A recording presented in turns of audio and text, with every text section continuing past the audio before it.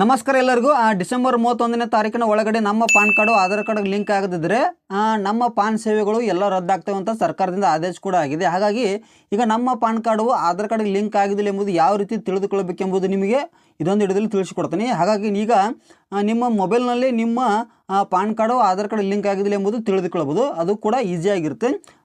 ಈಗ ನಿಮ್ಮ ಮೊಬೈಲ್ನಲ್ಲಿ ಯಾವುದಾದ್ರೂ ಒಂದು ವೆಬ್ ಬ್ರೌಸರಲ್ಲಿ ಬಂದು ಇನ್ಕಮ್ ಟ್ಯಾಕ್ಸ್ ಅಂತ ಸರ್ಚ್ ಮಾಡ್ಕೊಳ್ಳಿ. ಇನ್ಕಮ್ ಟ್ಯಾಕ್ಸ್ ಅಂತ ಸರ್ಚ್ ಮಾಡಿಕೊಂಡ ನಂತರ ನಮಗೆ ಈ ರೀತಿ ಇಂಟರ್ಫೇಸ್ ಬರುತ್ತೆ. ಇಲ್ಲಿ ಕೆಳಗಡೆ ನೀವು ನೋಡ್ಬೋದು income tax department of home ಅಂತ ಏನಿದೆಯಲ್ಲ, ಈಗ ನಾನು ಇದ್ರ ಮೇಲೆ ಕ್ಲಿಕ್ ಮಾಡಿಕೊಳ್ತೀನಿ. ಇದ್ರ ಮೇಲೆ ಕ್ಲಿಕ್ ಮಾಡಿಕೊಂಡ ನಂತರ ನಮ್ಮದು PAN card Aadhaar card link ಆಗಿದೆ ಎಂಬುದು ನಾವು ಇಲ್ಲಿ ತಿಳಿದುಕೊಳ್ಬೋದು. ಈಗ ನೋಡ್ಬೋದು ನಮಗೆ ಈ ರೀತಿ ಇಂಟರ್ಫೇಸ್ ಬರುತ್ತೆ. ಈ ರೀತಿ ಇಂಟರ್ಫೇಸ್ ಬಂದಾಗ ಇದನ್ನು ಸ್ವಲ್ಪ ಇಲ್ಲಿ ಮೇಲ್ಗಡೆ ಇಲ್ಲಿ ಸ್ಕ್ರೋಲ್ ಮಾಡಿಕೊಳ್ಬೇಕಾಗುತ್ತೆ. ಇಲ್ಲಿ ನೋಡ್ಬೋದು ಕ್ವಿಕ್ ಲಿಂಕ್ಸ್ ಅಂತಿದೆ. ಕ್ವಿಕ್ ಲಿಂಕ್ಸ್ ಅಂತ ಏನಿದೆ ಇಲ್ಲಿ ಕೂಡ ಸ್ಕ್ರೋಲ್ ಮಾಡಿಕೊಳ್ಳಿ. ಇಲ್ಲಿ ಕೆಳಗಡೆ ನೀವು ನೋಡ್ಬೋದು ಲಿಂಕ್ ಆಧಾರ್ ಸ್ಟೇಟಸ್ ಅಂತಿದೆಯಲ್ಲ, ಇದ್ರ ಮೇಲೆ ಕ್ಲಿಕ್ ಮಾಡಿಕೊಂಡು ನಾವು ತಿಳಿದುಕೊಳ್ಳಬಹುದು. ಈಗ ನೋಡ್ಬೋದು ನಾನು ಲಿಂಕ್ ಆಧಾರ್ ಸ್ಟೇಟಸ್ ಏನಿದೆ ಇದ್ರ ಮೇಲೆ ಕ್ಲಿಕ್ ಮಾಡಿಕೊಳ್ತೇನೆ. ಕ್ಲಿಕ್ ಮಾಡಿಕೊಂಡ ನಂತರ ನಮಗೆ ಈ ರೀತಿ ಇಂಟರ್ಫೇಸ್ ಬರುತ್ತೆ. Link Aadhaar status enter the following details, ಅಂದರೆ ಇಲ್ಲಿ ನಮ್ಮ ಪಾನ್ ನಂಬರ್ ಮತ್ತು ಅದೇ ರೀತಿಯಾಗಿ ಆಧಾರ್ ಸಂಖ್ಯೆಯನ್ನು ಹಾಕಿಕೊಳ್ಬೇಕಾಗುತ್ತೆ.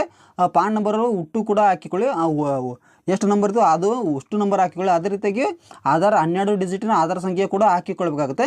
ಇವು ಎರಡನ್ನು ಹಾಕಿಕೊಂಡ ನಂತರ ವ್ಯೂ ಲಿಂಕ್ ಆಧಾರ್ ಸ್ಟೇಟಸ್ ಅಂತ ಏನಿದೆ ಇದ್ರ ಮೇಲೆ ಕ್ಲಿಕ್ ಮಾಡಿಕೊಳ್ಬೇಕಾಗುತ್ತೆ. ಇಲ್ಲಿ ನೋಡ್ಬೋದು ಆಲ್ರೆಡಿ ಲಿಂಕ್ಡ್ ಅಂತ ಬಂದರೆ ನಿಮ್ಮ PAN card Aadhaar card link ಆಗಿದ್ದೇನೆ ಅಂತ ಅರ್ಥ.